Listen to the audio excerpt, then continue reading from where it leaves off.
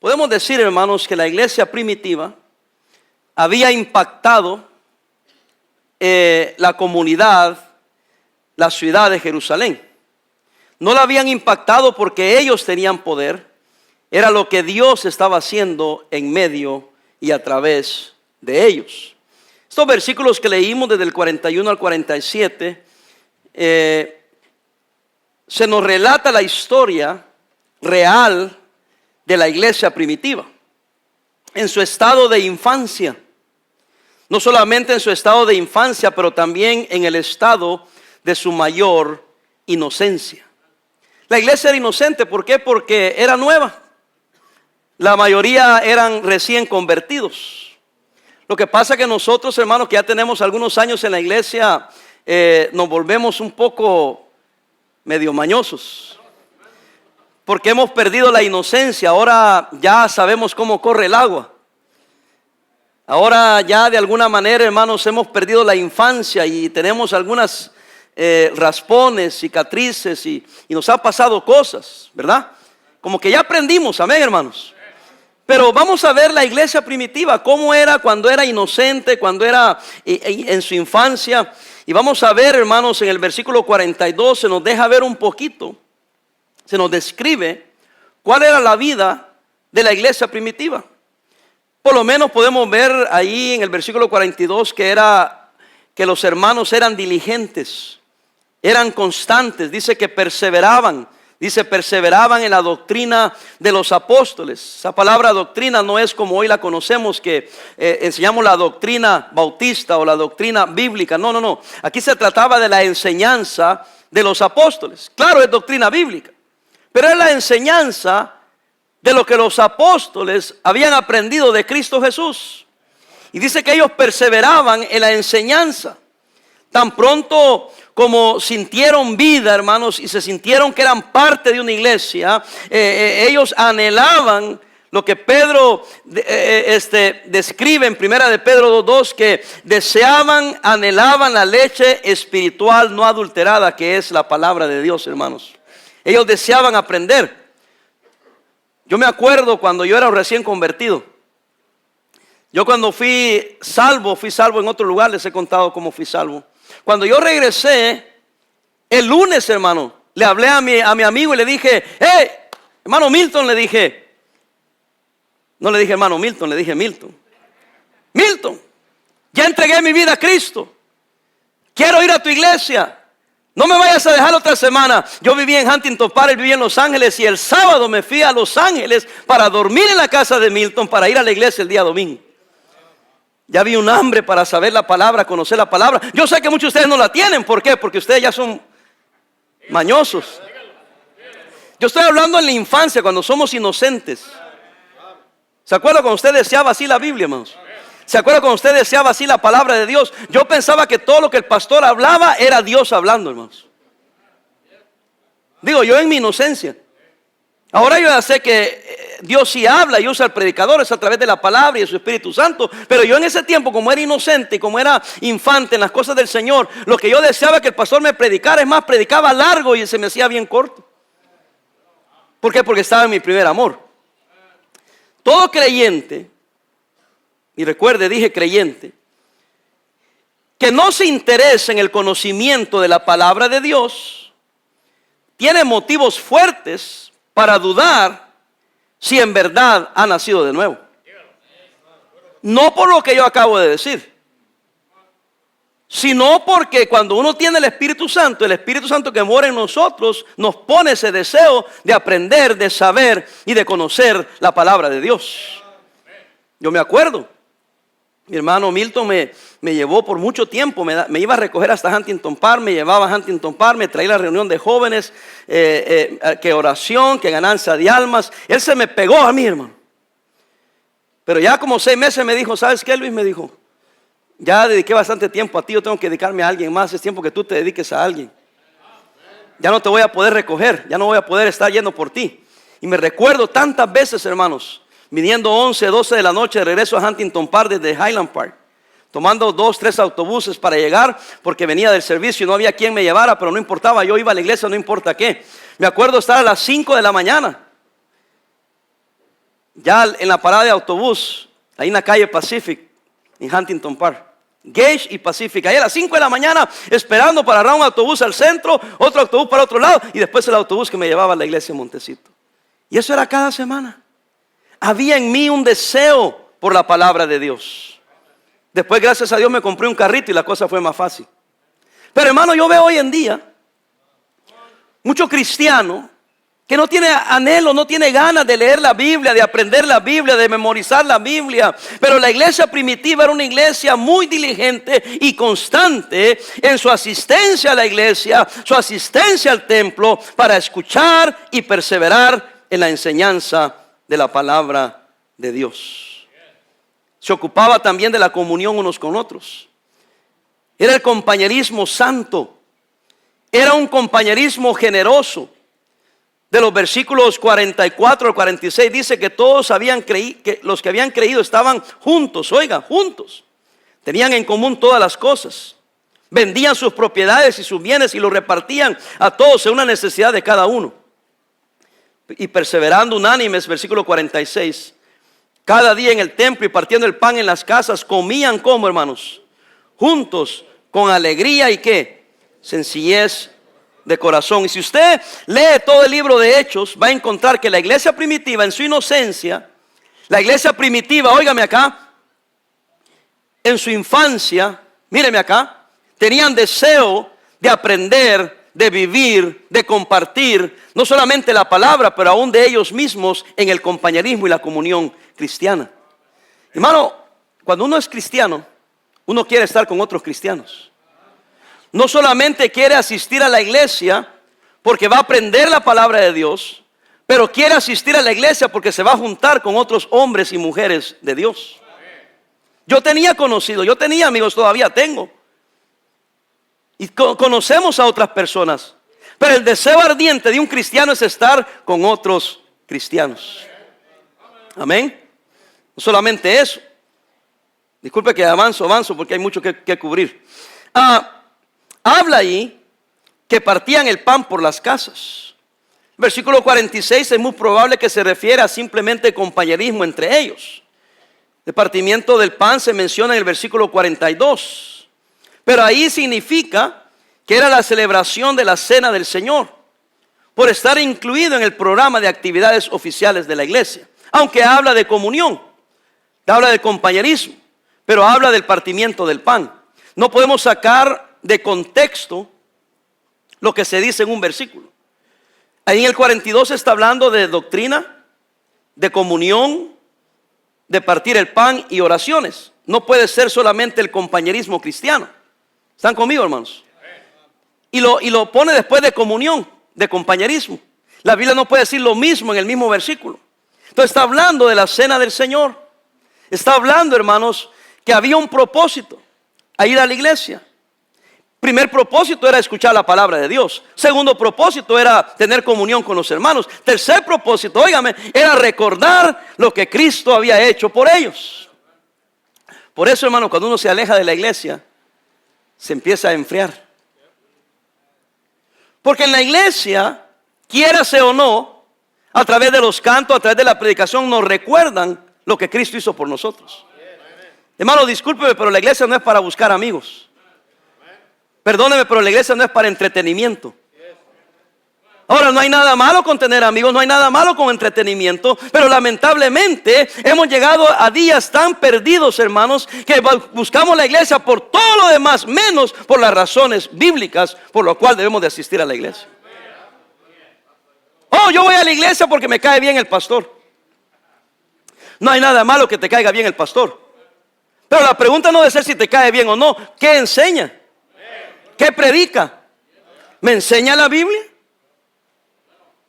¿El compañerismo que hay en la iglesia es en santidad? ¿Alguien está aquí conmigo? Ahora, hermano, no me malentiendan, no hay nada malo todo lo demás. Pero no perdamos de vista los propósitos reales por los cuales la iglesia se reunía. Recuerda que eran infantes, eran una iglesia nuevecita, eran inocentes. Y solo venían para recordar lo que Cristo había hecho por ellos. porque ellos habían visto que su líder había muerto en la cruz, que lo habían sepultado, que había resucitado, que se había ido. Era necesario mantenerse recordando que un día vendría otra vez. Se menciona una de las cosas bien profundas, es al final. Perseveraban en la doctrina de los apóstoles, en la comunión unos con otros, en el partimiento del pan. ¿Y qué más, hermanos? ¿Qué más, hermanos? Pregunté. ¿Qué más, hermanos? Pregunté, dígame. Voy a volver a preguntar. Es mala educación que alguien te haga una pregunta y no le contestes. ¿Qué más dice al final? ¿Y en las qué? Ya soy yo mejor. En las oraciones. Hermano, mire, agarre esto. Está de último, pero no es lo menos importante. Porque no se puede orar en común, oiga, sino solo con los que tienen una misma fe y un mismo amor. Quiero que vean la iglesia, imagínensela, enseñando la palabra, predicando la palabra, después teniendo comunión unos con otros en el amor de Cristo. Después diciendo, vamos a recordar lo que Cristo hizo por nosotros. Y no solamente miraban hacia atrás lo que hizo, se examinaban a sí mismos. Óigame. Y después dice, la palabra de Dios dice que en la Santa Cena se celebraba para anunciar la venida de Cristo. Y cuando estaban en ese ambiente, hermanos, de amor, de gozo, de comunión, de acercamiento al Señor, ¿sabe qué es lo que venía natural en ellos? Orar a Dios. Orar a Dios. Hermanos, no andaban contando chismes. No andaban hablando del hermano, de la hermana. No andaban, hermanos, quejándose uno con otro, sino que se pusieron a orar. Ahora, eso no quiere decir que no habían problemas. Yo creo que sí habían problemas. Pero de esa inocencia, lo que surgía era oración. No tengo tiempo, pero cuando empieza el capítulo 2, la iglesia estaba, ¿qué estaba haciendo, hermanos? Oración. Estaban reunidos en el aposento alto, como 120, y estaban orando. Ahí le vino a ellos el poder del Espíritu Santo. Pedro sale, se para y predica. 3,000 son salvos, 3,000 se añaden a la iglesia. ¿Y qué siguieron haciendo los hermanos? Siguieron haciendo lo que estaban haciendo, aprendiendo la palabra, teniendo comunión, óigame, recordando lo que Cristo hizo. Y siguieron, ¿qué? Orando. Era bien sencilla, era bien humilde, no era complicada. Hoy necesitamos tener programa para esto, programa para aquello, que hay que hacer el boletín así, que hay que cantar así, que el coro tiene que ponerse así, que tenemos que tener esto así. Hermano, ¿dónde está la sencillez de la iglesia primitiva? ¿Sabe cuál es el problema de hoy en día nosotros? El corazón que tenemos. Doy gracias a Dios porque tenemos tecnología. Me dio mucho gusto ayer la reunión de jóvenes, 120 jóvenes. Y solo 5 visitantes. 2 de ellos fueron salvos. 1 está aquí con nosotros. Pero me dio gusto que tuvieron 120, 115 jóvenes de nuestra misma iglesia, hermanos. ¿Y por qué menciono la tecnología? Porque enseñaron una película cristiana. Y qué bueno por la tecnología. Pero, hermanos, en realidad la iglesia primitiva no tenía un proyector. No tenían un edificio. ¿Qué mantenía la iglesia? La presencia de Dios. Nuestra iglesia no se va a quedar por falta de tecnología, por falta de un lugar donde juntarnos, pero se puede quedar atrás por falta de oración, por falta de humildad, por falta de inocencia, por falta, hermanos, de renunciar al yo y someternos a lo que Dios quiere hacer en nuestras vidas. La iglesia primitiva perseveraba en la doctrina, en la comunión, en el partimiento del pan, y perseveraba en las oraciones. Luego, porque estaba la iglesia así, en el versículo 43 hay un paréntesis. Se menciona el temor religioso del pueblo. Eran simpatizantes y tenían temor, pero todavía estaba indeciso. Pero como había un ambiente muy lindo en la iglesia, muy sencillo, muy de corazón, muy sincero, los milagros seguían llevándose a cabo por los apóstoles. Dice el versículo 43, ¿sí están ahí, hermanos? Y sobrevino temor a toda persona. ¿Y qué dice? Muchas maravillas y señales eran hechas por los apóstoles. Hermano, mire, hoy en día quisiéramos que el pastor Parada o cualquier pastor hiciera maravillas, y que el pastor fulano o sutano hiciera milagros. Pero nadie quiere la responsabilidad de que la iglesia estaba sometida al Señor. La iglesia estaba entregada a Cristo Jesús. Los apóstoles solo eran un producto de lo que Dios estaba haciendo en la iglesia, hermanos. Lo que necesitamos es que usted y yo nos pongamos bien con Dios. Ya dejemos de marcar esto y marcar aquello y marcar a fulano y marcar a sutano. ¿Qué está haciendo usted para usted acercarse a Dios? Para usted caminar con Dios. Para usted ponerse bien con Dios. Esa es la pregunta. Claro que cuando la iglesia vive como debe vivir, Dios se mueve y el Espíritu Santo se mueve con libertad para hacer lo que Él quiere.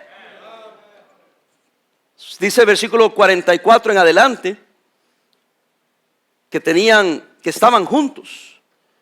Versículo 46, perseverando unánimes cada día en el templo y partiendo el pan en las casas, comían, ¿qué dice? Juntos. ¿Están conmigo, hermanos? Juntos. Y a propósito, dice que con alegría, hermanos. Podemos estar juntos y bravos todos. Pero eso estaban juntos y estaban como alegres. Hermano, mire, no necesita ser un genio ni ser juzgón para darse cuenta que muchos de ustedes son, como dicen, no son camperos felices. You're not a happy camper. De lejos se te ve la bravura que cargas. O podría decir la amargura. ¿Y cómo Dios va a obrar, hermanos? En un ambiente que lo que reina son las caras largas. Cuando no hay necesidad. No hay necesidad. Amén. ¿Qué pasó?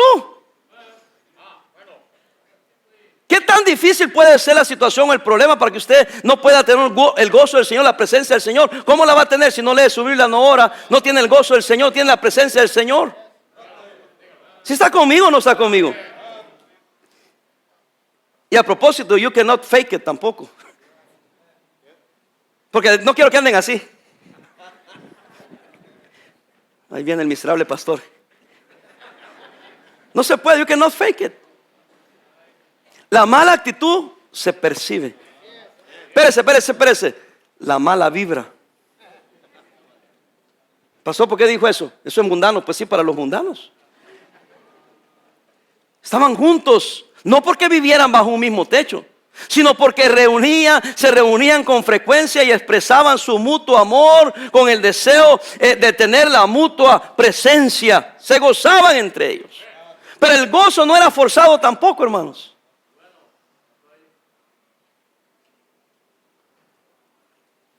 Voy a decir esto y por lo que vale. Y si le vale, pues le vale. También a mí me vale. Pero yo la semana pasada les pregunté cuántos varones van a venir a la oración de varones. Al desayuno y la oración de varones. Me impresionó, hermanos, el gran índice de apatía. Wow. Como que si a ustedes hombres les hubiera mencionado a su mamá. Solo le estoy invitando a que vengamos el sábado a las 7:30 a comer y a orar. Y no quieren venir. Y después son los que se andan quejando que no hay poder, no hay presencia de Dios. No sé qué está pasando en la iglesia. Y usted trae esa mala actitud porque no es parte de lo que Dios está haciendo. Ayer tuvimos 120 jóvenes, 150 hermanos vinieron a ganar almas. 5 visitaron, 2 fueron salvos. Hoy tenemos 6 visitantes, 3 ya se bautizaron. No me diga a mí que Dios no está obrando. De domingo a domingo recogimos $34,000. Creo, así es, no sé cómo está la cosa. ¿Alguien está conmigo? Pero no, Dios no está haciendo nada, la iglesia se está muriendo. ¿Con quién ha tenido compañerismo usted? ¿Con su padre Satanás? Pastor, no me gusta lo que está diciendo, tampoco no creo que a Dios le guste su actitud. Aquí estaban juntos. Mire, hermano, hay gente que viene a la iglesia y están en la iglesia y estamos juntos, pero no hay honestidad, no hay sinceridad, no hay sencillez de corazón. Por eso Dios no puede obrar. Pastor, no me gusta lo que está diciendo, no me importa. Arrepiéntase, póngase bien con Dios. Poseían las cosas en común, porque cada uno de acuerdo a su necesidad, hermanos, así ellos compartían lo que Dios les había dado a ellos. Ahora, no lo hacían porque tenían una obligación, sino que estaban siendo impulsados. Oiga, agarre esto, por favor. Impulsados por el amor, que tiene mayor fuerza que todas las leyes. El egoísta dice, lo tuyo es también mío. El altruista dice, lo mío es también tuyo.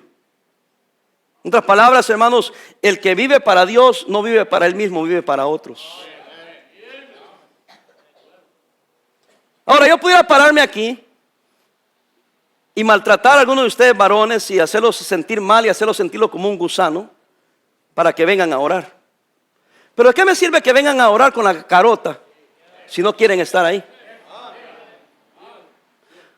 Pastor, ¿y qué de los que no podemos?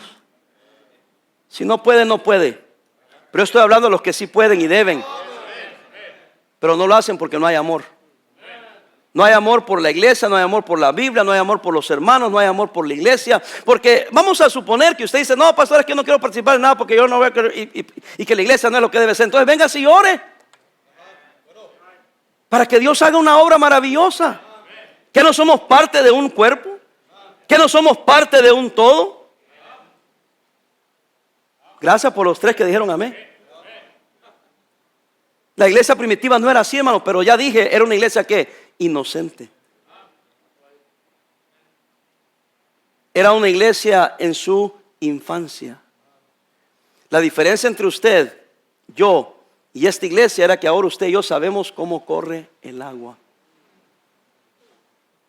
Este vato lo que está diciendo, yo ya sé cómo corre el agua. Y viene el otro menso y le dice, ¿de veras? ¿Sabes que no me importa cómo corre? También Dios ya sabe cómo corre. Y en lo que a mí concierne, yo voy a ser parte de un cuerpo y voy a ser parte de una solución y voy a buscar el rostro del Señor. Y voy a dejar que Dios sea Dios y que Dios sea quien vindique, que Dios sea quien dé el sello de aprobación o desaprobación. Estaban juntos, pero con alegría. Poseían todas las cosas, las tenían en común, que no vivían juntos, motivados no por una ley, sino por el amor. Asistían a los cultos, al servicio de la iglesia, los cultos religiosos, con un propósito, perseverar, con un corazón alegre, sencillos, tranquilos. Hermano, mírenme acá. Si entráramos a la iglesia con ese gozo con el que salimos, sería una bendición. Llegamos tarde. Yo no sé cómo es que llegan tarde, hermano. 1:30. ¿A qué horas te levantas? Pastor, me levanto bien temprano. Entonces andas haciendo otras cosas que no son espirituales. Porque otras cosas toman prioridad y Dios es por último. Ahí llego cuando llegue. Buenas tardes. Qué triste, hermanos. Qué triste.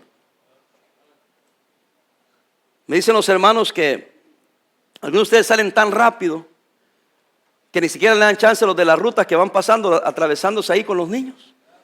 Se les quiere adelantar a los niños porque ya se quieren ir, porque no quieren que los vean. No quieren platicar con nadie.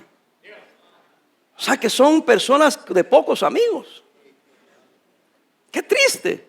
Y son los que más se quejan de que Dios no obra. ¿Cómo va a obrar Dios en medio de semejantes demonios?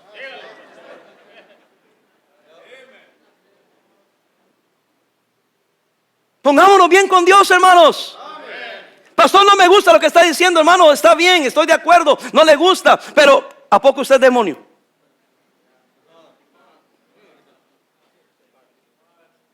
Yo creo que el diablo debe estar muy enojado ahorita. Porque yo estoy tratando de decirle a la iglesia que no le sigamos el cuento al diablo. Le estoy diciendo a la iglesia que nos pongamos en oración, que nos pongamos bien con Dios, que nos pongamos serios con Dios, que nos pongamos sencillos, alegres, contentos, gozosos, porque estamos caminando con Dios. Eso es lo que estoy diciendo, hermano, porque ese no es el diablo.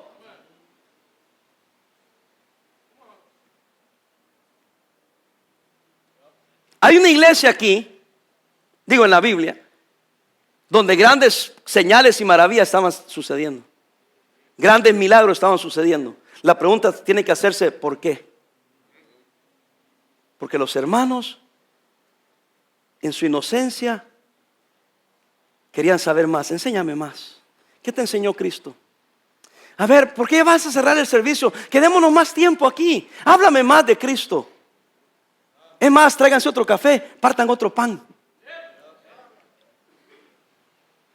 Oye, Pedro, ya que estamos aquí, ¿podríamos celebrar la comunión? Para recordar lo que Cristo hizo por nosotros. Para anunciar y hacer esto hasta que Él venga. A lo mejor viene pronto. Y se hacían la comunión, hermanos. Y a alguien se le ocurría, oigan, qué bonito estuvo el culto, ¿verdad? Sí, y ya nos vamos. Sí, ¿por qué? Me gustaría que oráramos. ¿Quieres orar? Sí. ¿Tienes alguna petición? No necesariamente, pero quiero platicar con Dios. Órale, platiquemos. Hermano, usted sabe que nuestras reuniones están lejos de ser así.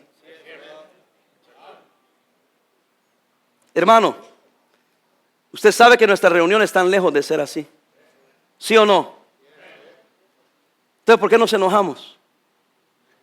¿Por qué nos molestamos? ¿Qué no anhela usted, hermano, ser más espiritual? ¿No anhela usted estar más cerca de Dios? Dice que comían por las casas, compartían, dice con alegría y sencillez de corazón. Se nota el gozo como elemento que no puede faltar, hermanos, cuando existe el amor. Ahora Lucas ocupa este lenguaje que está aquí, que dice juntos con alegría, oiga, y sencillez de corazón. Estaba pensando sobre esto y estaba estudiando esto anoche y busqué esa palabra sencillez, con alegría y sencillez. Encontré que la palabra significa llaneza. Y ahora tenía otro problema. ¿Qué es llaneza? Porque usted sabe que me dan una definición y en la definición se asume que yo ya sé las palabras. Pero cada palabra tiene un significado y si desconozco el significado de las palabras no puedo entender lo que realmente se está diciendo. Entonces busqué llaneza y encontré en el diccionario esto. Oiga, característica de una persona que tiene un comportamiento sencillo. Pero aquí va lo que más explica. Sencillo y natural con los demás. ¿Qué está diciendo? Que nadie se creía superior a los demás.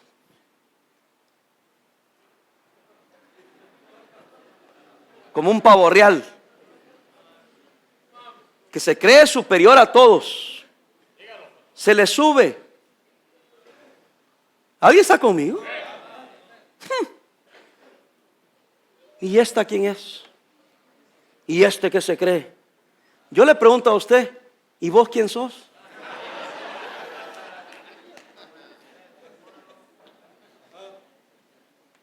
¿Y qué te crees? Porque de alguna manera pensamos que necesitamos y requerimos un tratamiento diferente. Pero la iglesia primitiva no sentía así, hermanos. Cuando se reunían, comían juntos, se la pasaban bien suave, con alegría y con llaneza. Nadie se creía superior a nadie. Qué triste cuando alguien dice, es que no me tratan como yo me lo merezco. Es que yo merezco mejor. Mira, nomás se quedó silencio. Hermano, gloria a Dios que Dios no nos trata a nosotros como merecemos.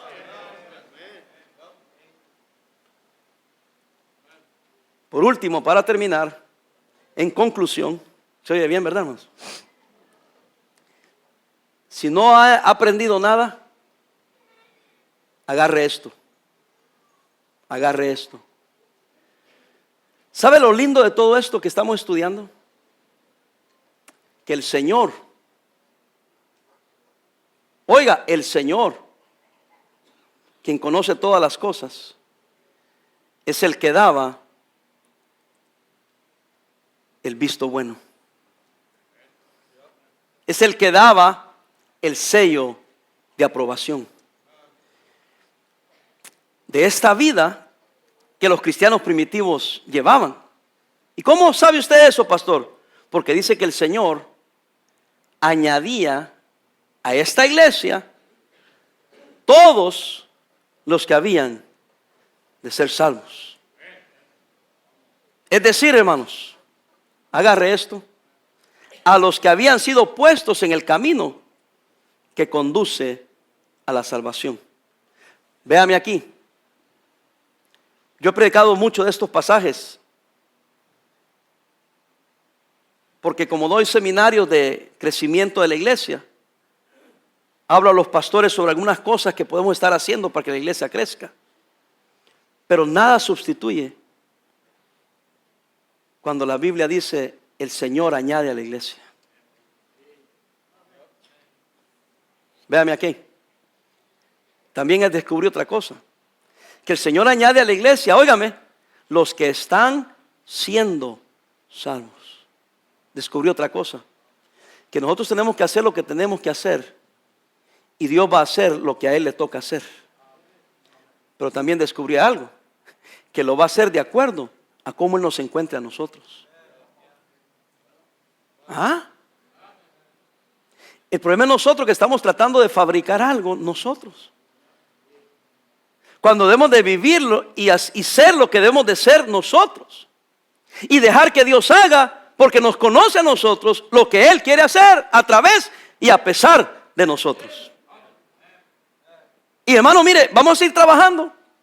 Porque hay que salvar las almas, hay que hablar a la gente de Cristo. Pero el Señor va a añadir a la iglesia, claro, los que están siendo salvos, porque tenemos que estar siendo obedientes al mandato del Señor. Y los que van a ser salvos, Él los va a añadir a la iglesia. Nosotros no podemos añadir a nadie a la iglesia, es Dios quien lo va a hacer. Por eso yo en lo personal, por eso quería predicarles esto. Y si no puso atención a nada, escúcheme esto. Les suplico en el nombre del Señor que todos nos pongamos a cuentas y ser lo que debemos de ser delante del Señor. Y dejemos que Dios sea el que nos dé el visto bueno. Que Dios diga, esta familia me encanta, la voy a bendecir. Este joven me encanta, lo voy a bendecir. Este ministerio me encanta, están haciendo lo correcto, lo voy a bendecir. Este pastor está haciendo lo correcto, lo voy a bendecir. Esta congregación está haciendo lo correcto, la voy a bendecir. Porque hermano, hay tantos miles y millones de gente en esta área que no tenemos necesidad de andar peleando los miembros y necesidad de andar reciclando tampoco. Y yo poniéndome primero en decir que cometemos esos errores.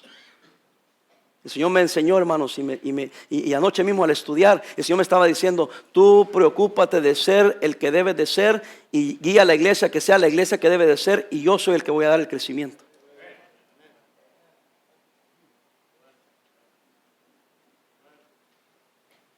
Pero nada sirve si 2, 3 de nosotros nos ponemos a hacer lo correcto. Es que tenemos que ser todos, porque somos un cuerpo, hermanos. Y yo no voy a andar detrás de cada uno de ustedes para ver cómo están viviendo. Algunos quisieran que yo anduviera como perro policía. Ni soy perro, ni soy policía, soy pastor.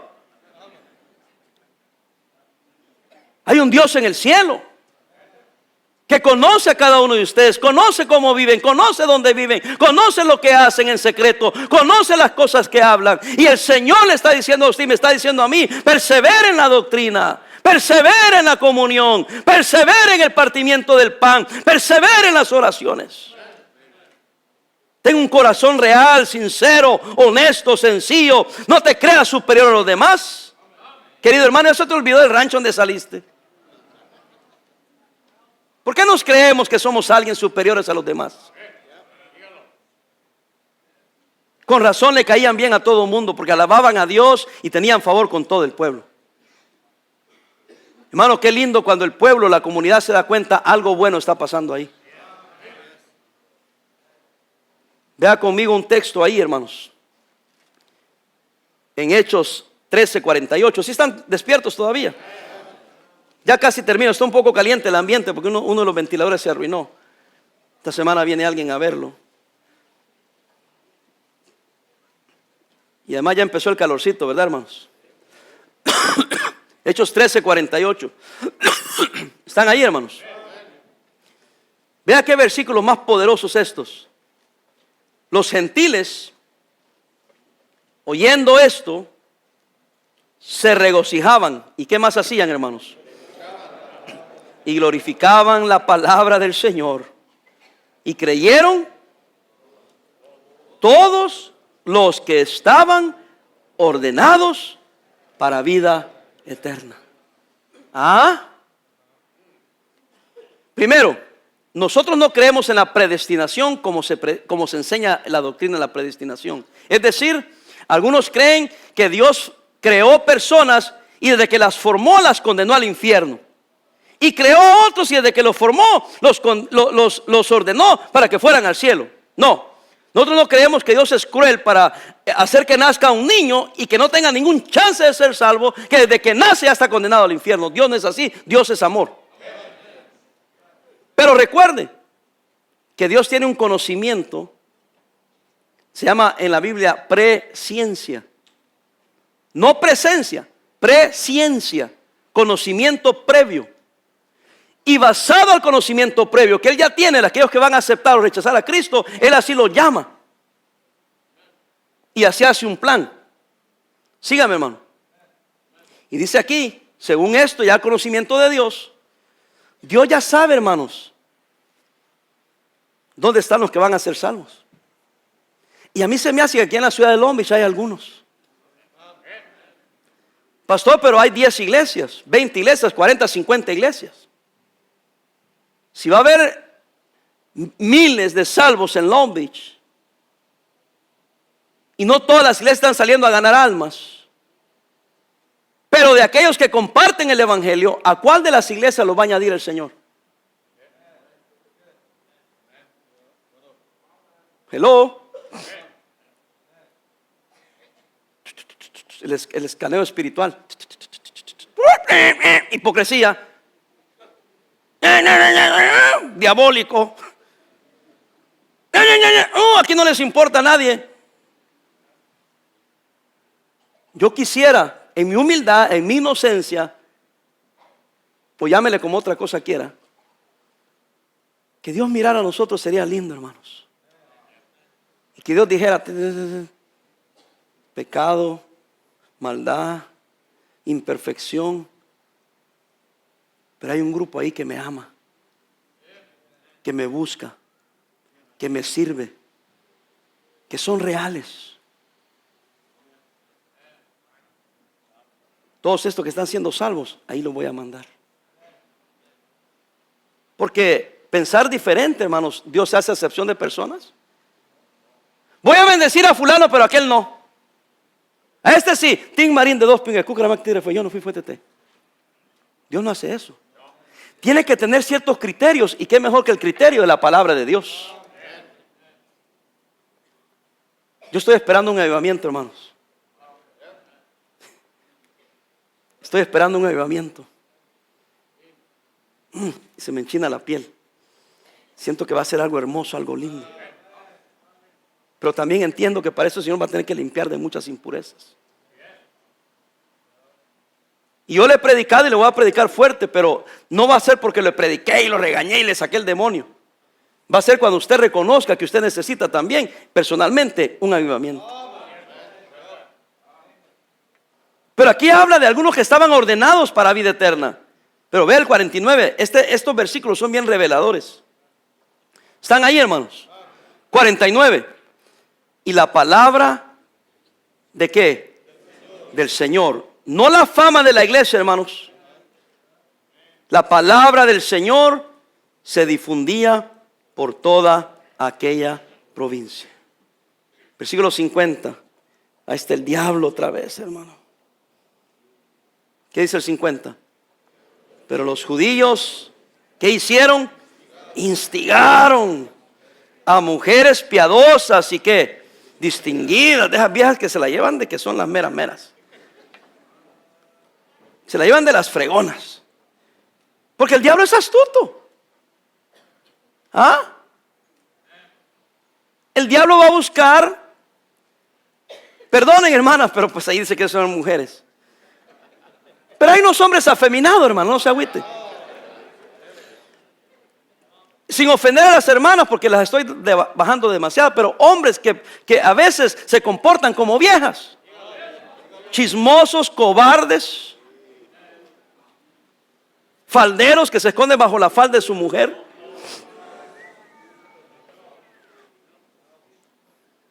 Ahorita que termine el reclamo, va a ver, me la va a pagar.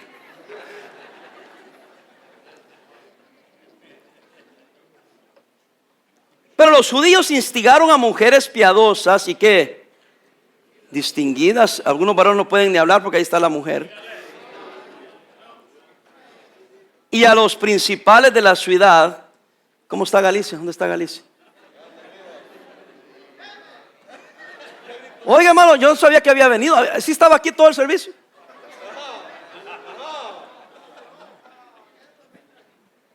¿Dónde está Jenny?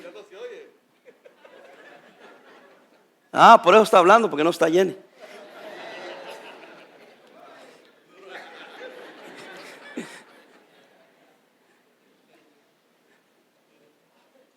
Hermano Galicia le gusta jugar así, pero a vez en cuando hay que desquitarse uno. Es mejor dar que recibir, hermano. Sigamos adelante. Dice que instigaron, fíjese. Algo grande estaba sucediendo. Pero siempre el diablo, cuando algo está a punto de suceder, está instigando, está molestando, está levantando mujeres o hombres, óigame, que parecen piadosos. Y dice que levantaron, ¿qué, hermanos? Persecución contra quién? Pablo y Bernabé. ¿Cuántos saben que Pablo y Bernabé eran hombres de Dios? Sin embargo, vieron quienes se levantaron contra ellos. Porque hubieron judíos que los instigaron, que los convencieron que Pablo y Bernabé no eran hombres de Dios. Cuidado, hermanos.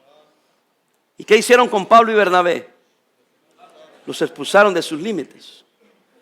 Pero miren lo que hicieron estos ingratos, son tremendos. Ellos entonces, ¿qué hicieron?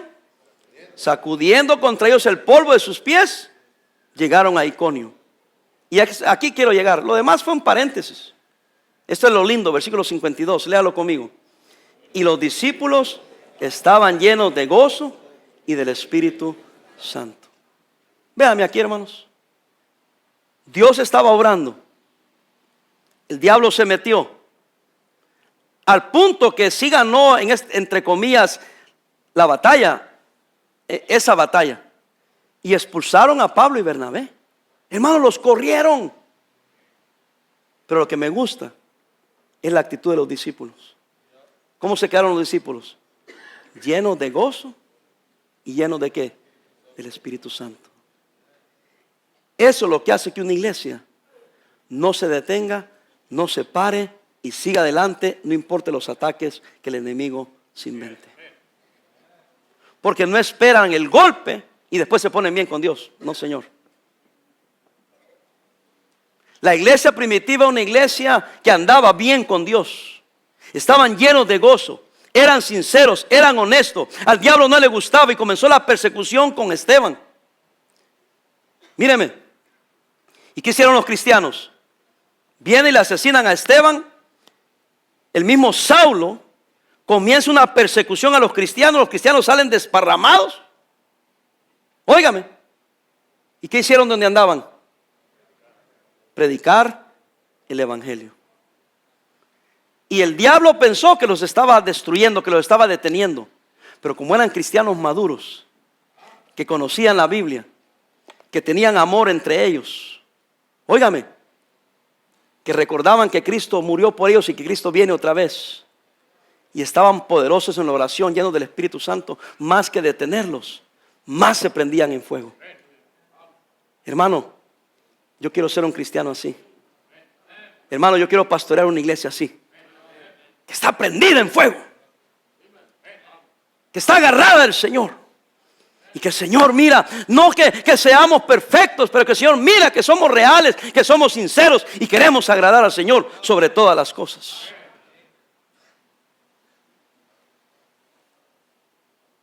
Aunque no todo el pueblo se convirtiese a la fe cristiana, tenían favor con todo el pueblo.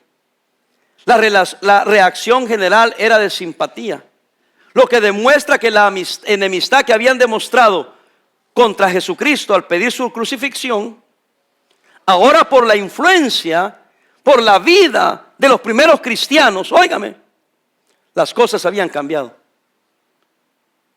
Y la iglesia hoy estaba impactando la sociedad donde vivían, donde se conducían, donde los conocían. Hermano, yo creo que Dios quiere impactar esta sociedad. Este mundo va de mal en peor. Estaba yendo los comentarios. Gente me pregunta a mí, en otros países me preguntan, pastor, ¿qué piensa usted de Donald Trump? Que está loco, les digo. Está loco, definitivamente. Y se ponen todos a hacer su comentario. Le digo, pero tú tendrías que vivir en Estados Unidos. Las cosas están tan mal que a lo mejor lo que Estados Unidos necesita es un loco. Porque hemos llegado a la conclusión de que qué más peor se puede poner, hermano. Qué triste, hermano. Cuando decimos ya que se pierde, ya se perdió todo. Al punto que el pueblo está diciendo, no hombre, a este loco pongamos. Y lo dicen. No le creemos y creemos que está loco. Nunca dio un plan, nunca dio una solución. Solo habla por hablar, insulta por insultar. Pero a ese loco quiero, dice. Y tiene confundidos a todos los expertos. Quizá usted y yo tenemos figurado cómo le vamos a hacer. ¿No cree que es tiempo, hermano, que ya dejemos de nosotros tratar de figurarlo y darle todo al Señor para que Él haga como Él quiere? Pero para esto hay que renunciar al yo.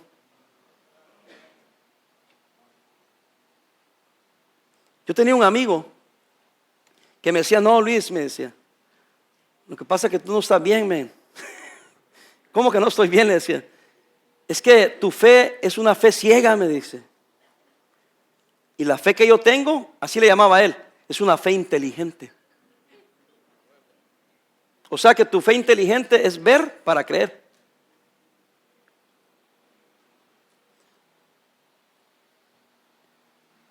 Y la fe que sabe cómo va a ser todo no es fe. Porque la fe en la Biblia es aquellas cosas que no sabes. Yo puse en mi Facebook y en el Twitter, es anónima el quote, pero dice, fe no es fe si no es lo único que te sostiene. Para que fe sea fe tiene que ser lo único. Pero nosotros tenemos miedo de ponernos en esa posición. ¿Cómo que solo lea la Biblia?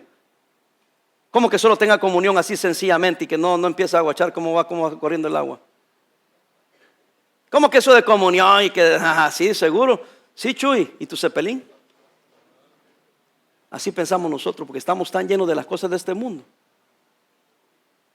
que para todos sospechamos, para todos queremos tener la respuesta y Dios nos está diciendo hoy, ¿podrían confiar en mí? ¿Podrían ser inocentes? ¿Podrían comportarse como niños? ¿Podrían vivir y hacer las cosas sencillas que yo les he mandado? Y dejar que yo me encargue de las cosas difíciles de las que ustedes no pueden hacer nada. Hermano, no quiero caer en redundancia y darle vuelta al asunto.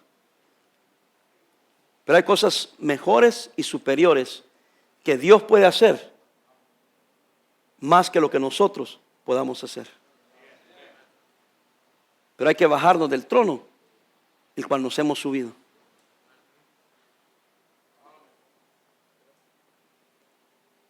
Y ser sencillos, hermanos. Ser sencillos. Oremos.